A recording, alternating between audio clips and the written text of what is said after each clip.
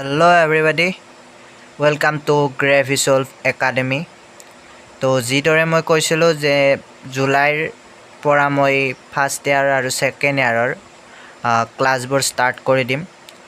তো মই নতুনকৈ ফিজিক্সৰ এইটো চেনেলত দিয়া নাছিলোঁ, তো আজিৰ পৰা ফিজিক্সৰো ষ্টাৰ্ট কৰিম। ফিজিক্স, মেথছ, কেমিষ্ট্ৰি আৰু স্পেচিয়েল বায়'লজি আছিলে। তো এই চাৰিটা বিভাগত মই ভিডিঅ'বোৰ আপলোড কৰিম। তো আশা কৰোঁ সকলোৱে ভাল পাব আৰু অবভিয়াছলি চেনেলটো ছাবস্ক্ৰাইব, শ্বেয়াৰ আৰু কমেণ্ট জৰুৰ দিব, যাতে কিবা এড কৰিব লগা থাকিলে বা বুজি পোৱা নোপোৱা সেইটো জানিলে অবভিয়াছলি মোৰো ভাল লাগে। আৰু মোৰ লগত ডাইৰেক্ট কানেক্ট হ'বলৈ মই তলত টেলিগ্ৰাম চেনেলৰ লিংক আৰু মোৰ ইনষ্টা ID দি দিম, তাৰ জৰিয়তে মোক কানেক্ট হ'ব পাৰিব। আৰু যদি কোনোবা ডাইৰেক্টলি মেণ্টৰশ্বিপ ল'ব খোজে, মোৰ নাম্বাৰটো ডিছক্ৰিপশ্যনত আছে চেনেলটোৰ, তো তাৰ পৰা ল'ব পাৰে। তো লেটছ ষ্টাৰ্ট ইট। অ'কে, তো এই চেপ্টাৰটোৰ নাম হৈছে পদাৰ্থ বিশ্ব, অৰ্থাৎ ফিজিকেল ৱৰ্ল্ড। তো ফিজিকেল ৱৰ্ল্ড, তো ফিজিক্স পঢ়াৰ আগতে জানিব লাগিব যে ফিজিক্সত কি পঢ়িম আমি, কি বস্তু ফিজিক্স। তাৰে আগত আৰু ভালদৰে জানিব লাগিব যে ছায়েন্স কি বস্তু। তো বহুতে বহুত ধৰণত ক'ব যে ডিফিনিশ্যন, মোৰ মতে ছায়েন্স হৈছে কিন্তু, that means as a question mark. ছায়েন্সৰ কোনো অন্ত নাই, সদায় নতুন নতুন বস্তু আৱিষ্কাৰ হৈয়ে থাকিব, সদায় নতুন নতুন থিয়ৰী আহিব লাগিব, কাৰণ প্ৰতিটো সত্যতাতে অৰ্থাৎ ট্ৰুথ, যিটো প্ৰুফড আমি পাওঁ, সেইটোৱে হৈছে ছায়েন্স। উইথাউট প্ৰুফ ছায়েন্সৰ কোনো মূল্য নাই। যিটো বস্তু আছে বুলি আমি প্ৰুফ দিব নোৱাৰোঁ, তাত ছায়েন্স কোনো নাথাকে। তো ছায়েন্স হ'বলৈ হ'লে আমি আমি প্ৰুফ লাগিব। আমি যিকোনো বস্তু এটা প্ৰুফ দিব পাৰিলেহে ছায়েন্স। আৰু ফিজিক্সত আমি বেচিকেলি বিভিন্ন অবভিয়াছলি যি থিয়ৰীবোৰ পঢ়িম, যি পদাৰ্থ কি বস্তু, পদাৰ্থবোৰ কেনেকুৱা, তাৰ প্ৰকৃতি কেনেকুৱা, তাৰ ধৰ্ম কি কি, বল ব্যৱহাৰ হৈছে, যিবোৰ তোমালোকে ক্লাছ 10ত পঢ়িছিলে, যেন বল, দ্ৰুতি, গতি, এই সকলোবোৰ বস্তুৱে আমি ইয়াত বিস্তৃতভাৱে আলোচনা কৰিম। তো ফাৰ্ষ্ট চেপ্টাৰটো হৈছে যে ফিজিকেল ৱৰ্ল্ড। তো চাবলৈ গ'লে এক্সাম ৰিলেটেড এইটো সিমান ইম্পৰ্টেণ্ট নহয়, কাৰণ সিমান বস্তু ইয়াৰ পৰা এক্সামত নাহে, কিন্তু কেইটামান বৰ ইম্পৰ্টেণ্ট বস্তু আছে, সেইকেইটা আমি ভালদৰে আলোচনা কৰিম। যি ইয়াত বল আছে, 4টা মৌলিক বল বুলি আমি কওঁ। তো সেই বলকেইটাৰ ওপৰত আমি অধ্যয়ন কৰাটো বহুত উপযোগী আৰু সেইটো বহুত ইম্পৰ্টেণ্ট হয়। চ' ফাৰ্ষ্ট টাইম আমি চাওঁ যে পদাৰ্থ বিজ্ঞানৰ পৰিচয়। চ' পদাৰ্থ বিজ্ঞান কি? প্ৰাকৃতিক বিজ্ঞান বুলিও কোৱা হয়, যি পৃথিৱীৰ প্ৰকৃতিৰ নিয়মবোৰ, বস্তুৰ গুণাগুণ, শক্তি আৰু গতিবিধৰ অধ্যয়ন কৰে। গতিবিধৰ অধ্যয়ন বুলি কৈছে যে কি বস্তু? যে প্ৰকৃতিৰ নিয়ম, যে প্ৰকৃতিয়ে কিদৰে বিভিন্ন বস্তু চলাই আছে, যি বায়ুৰ কি আছে, বা যিকোনো এটা আমি যদি যিকোনো এটা আমি কাৰ্য কৰিবলৈ কিদৰে আমি কাৰ্যটো সম্পন্ন কৰিছোঁ। আমি সকলোৱে জানো যে কাৰ্য হ'ব লাগিলে কি কি থাকিব লাগিব। আমি এঠাইৰ পৰা আন ঠাইলৈ গতি কৰিব লাগিব, আৰু যদি কিবা এটা বস্তু আমি এঠাইৰ পৰা আন ঠাইলৈ নিওঁ, তাত আমাৰ বলো ব্যৱহাৰ হৈ আছে। বলনো কি? কেনেকৈ লৰচৰ হোৱাটো কি কাৰ্য, কেনেকৈ হ'ব পাৰিছোঁ, এই সকলোবোৰ বস্তু ফিজিকেলি আমি প্ৰকৃতিত এইবোৰ আমি দেখি আহিছোঁ, কিন্তু আমি ভালদৰে নাজানো যে এইবোৰ ছায়েন্স। আৰু ছায়েন্স কোনো বেলেগ বস্তু নহয়, ছায়েন্স আহিছে প্ৰকৃতিৰ পৰাই। আমাৰ চাৰিওভাগে যিবোৰ দেখি আহিছোঁ, যিবোৰ চাই আহিছোঁ, বা যিবোৰ ব্যৱহাৰ কৰিছোঁ, তাৰ পৰাই ছায়েন্স আহিছে। কোনো এক্সট্ৰা কৰি বা নতুন কৰি অহা নাই। খালি আমি ইয়াতে নতুন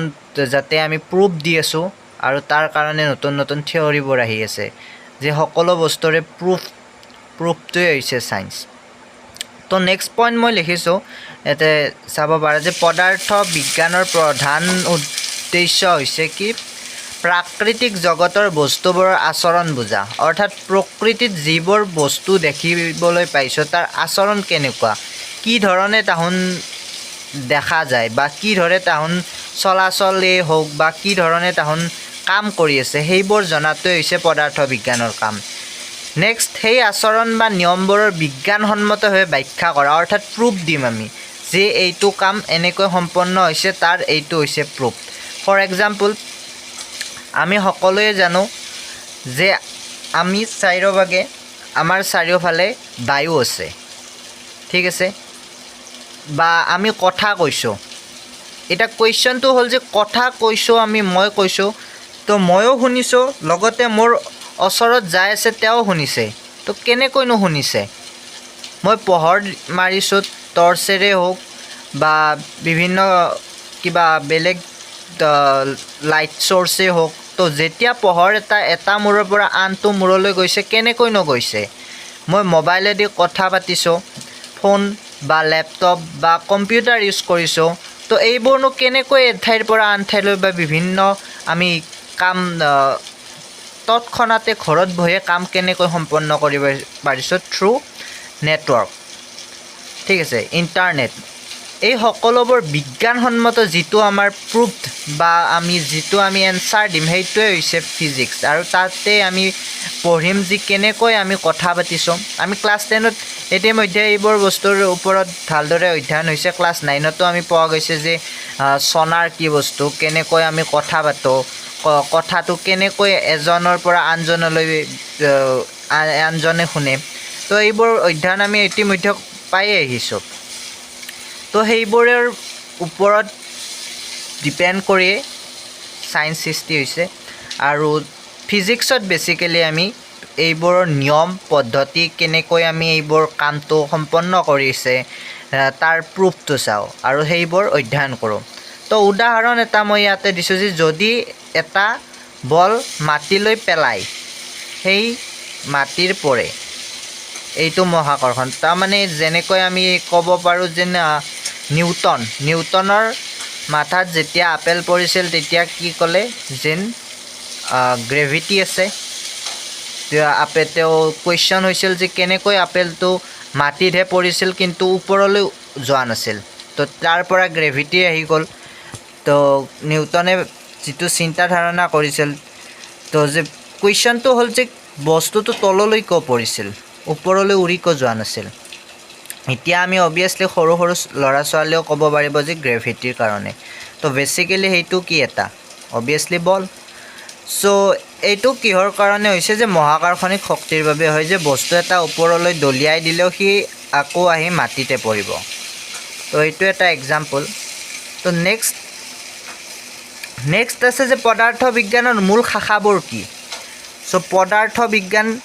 বেচিকেলি 4টা ভাগত বিভক্ত হৈছে যে এটা হৈছে মেকানিক্স যিটো যান্ত্ৰিক বিজ্ঞান গতিবিদ্যা বল শক্তি ইত্যাদি অধ্যয়ন কৰা হয় যে শক্তি কি বস্তু পাৱাৰ্ছ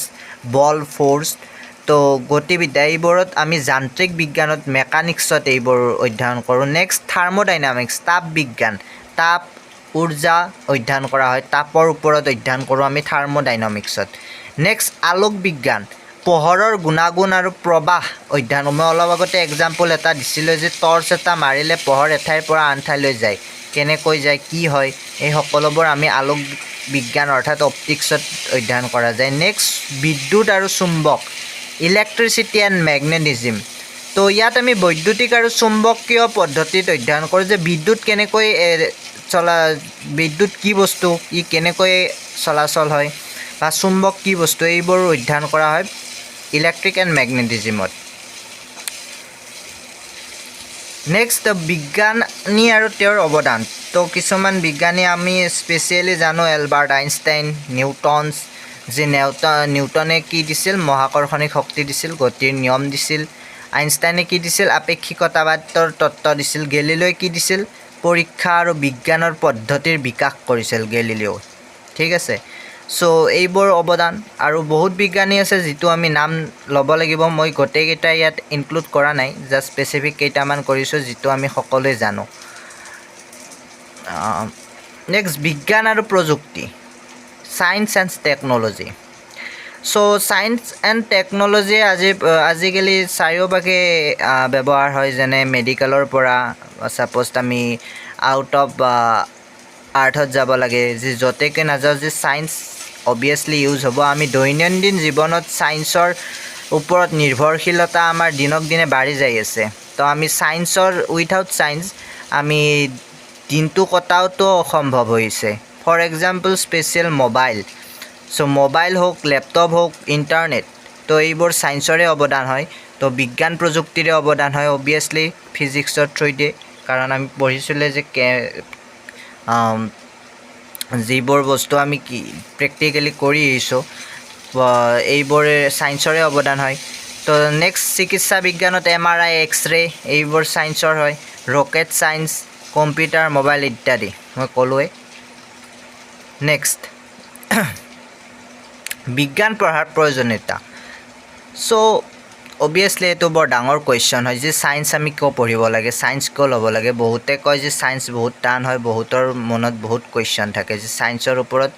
বিভিন্নজনৰ বিভিন্ন মত থাকে যে ছায়েন্স ল'লে বহুতে কুৱেশ্যনো হ'ব পাৰে যে ছায়েন্স লৈনো কি কৰিম যে ছায়েন্স নলাই চাকৰি নাপাম নেকি তো বেচিকেলি চবৰে নিজৰ নিজৰ এইটো মতামত নিজা চিন্তাধাৰাৰ ওপৰত ডিপেণ্ড কৰে তো ছায়েন্স কি ছায়েন্স হৈছে সত্যতা আমি প্ৰুফ চাওঁ ছায়েন্সত যিটো এতিয়া ছায়েন্স কিয় পঢ়িব লাগে এটা মই সৰু আভাস লিখিছোঁ অবভিয়াছলি চব বস্তুৰ চিন্তাধাৰাটো বেলেগ বেলেগ হ'ব তো চবৰে যিটো এনচাৰ হ'ব চ' অবভিয়াছলি বেলেগ বেলেগ হ'ব মই জাষ্ট এটা চিম্পুল লিখিছোঁ যিটো মই ভাবোঁ যে এইটো হ'ব পাৰে চ' লিখিছোঁ যে আজি আমি উন্নত সমাজত বাস কৰি আছোঁ তাৰ বাবে কি বিজ্ঞানৰ হাত আছে অবভিয়াছলি আমি বহুত হিউমেন ব্ৰেইন বহুত ইণ্টেলিজেণ্ট আৰু বহুত এডভান্স হৈ গৈছে কাৰণ চিন্তাধাৰা তাহাৰ আমি আউট অফ আৰ্থ অৰ্থাৎ আৰ্থৰ বাহিৰতো গৈছোঁ যে মংগল গ্ৰহত যেনেকৈ চন্দ্ৰত যোৱা গৈছে আনকি মানুহো চন্দ্ৰত ভৰি দি আহিছে চ' এইবোৰ কিহৰ কাৰণে হৈছে ছায়েন্সৰে অবভিয়াছলি অৱদান আছে নেক্সট যিকোনো যন্ত্ৰ বস্তু কেনেকৈ কাম কৰে সেয়া বুজিব পাৰিম যে কিদৰে কামবোৰ কৰি আছে প্ৰকৃতি কিদৰে কাম কৰি আছে সেইটো আমি অনলি ছায়েন্সৰ থ্ৰুইদিয়ে বুজিব পাৰিম নেক্সট বৈজ্ঞানিক দৃষ্টিভংগী মানে কি আমি যিকোনো বস্তু এটা প্ৰুফ যিটো চাব খোজোঁ বা নিৰ্দিষ্ট এটা নিজে যিকোনো এটা কামৰ কাৰণে বস্তু এটা উদ্ভাৱন কৰিলোঁ যিকোনো ছাপ'জ মই মোবাইল এটাই ছাপ'জ গাড়ী এখনে মই নিজেই বনাই ল'লোঁ তো সেইবোৰ বনোৱা বা যিবোৰ কাৰ্য বা দৃষ্টিভংগী আমি অলপ যিকোনো এটা উদ্ভাৱনৰ ক্ষেত্ৰত ভাবিবলগীয়া এইবোৰ চাইণ্টিফিক বুলি ধাৰণা বুলি কোৱা যায় নেক্সট পৰীক্ষা পৰ্যবেক্ষণ যুক্তিৰ সহায় যিকোনো সমস্যা সমাধান কৰিব পাৰি তো সমস্যা সমাধানটো বহুত ডাঙৰ কুৱেশ্যন হয় যে আমি যিকোনো কুৱেশ্যনত কিন্তু থাকিব নালাগে প্ৰুফ লাগে উইথাউট প্ৰুফ আমি একো বস্তু সম্পন্ন কৰা উচিত নহয় তো প্ৰুফটো ক'ৰ পৰা পাম আমি ছায়েন্সৰ পৰাই পাম চ' এইখিনি আছিল আজিৰ বাবে থেংক ইউ তো নেক্সট ক্লাছত আমি পঢ়িম যে কি আমাৰ প্ৰয়োজন কি লাগে বল কি নেক্সট কেইটামান কি বলে আমাৰ পৃথিৱীত মেইন ৰোল কৰি আছে তো এইবোৰৰ বিষয়ে আমি অধ্যয়ন কৰিম তো আশা কৰোঁ আজিৰ ভিডিঅ'টো ভাল লাগিল লাইক কমেণ্ট শ্বেয়াৰ আৰু ছাবস্ক্ৰাইব নিশ্চয় কৰিবা যাতে আগৰ ভিডিঅ' আমি মটিভেট পাওঁ ভিডিঅ' আনিবলৈ চ' থেংক ইউ